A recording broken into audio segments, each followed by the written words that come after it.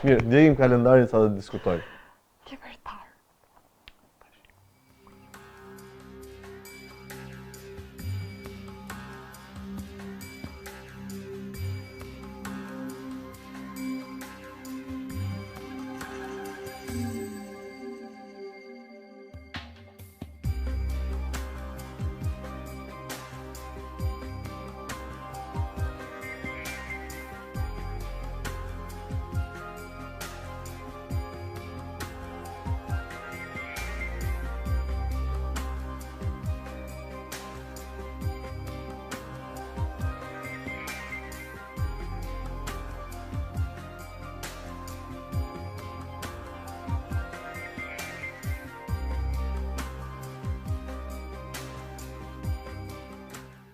Libertar. Dhjetor 1905, Cari Nikola II i Rusisë i dha shtetit rus kushtetutën e tij të parë, duke krijuar një asamble legjislative.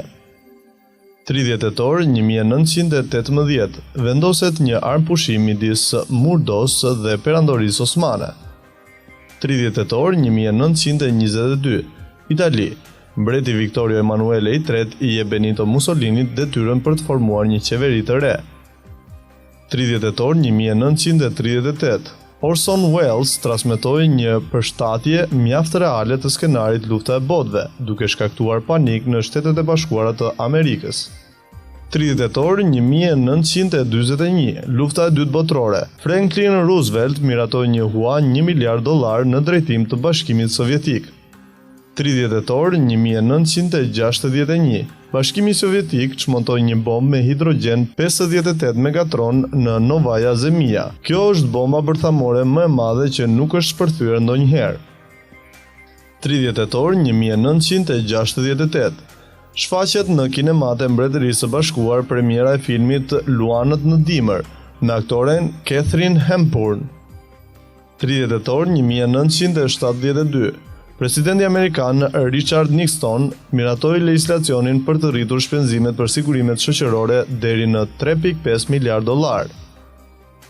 30 tetor 1974, Muhammad Ali mposht me nokaut George Foreman në Kinshasa në Zaire dhe rifiton titullin e kampionit botror për peshat e rënda.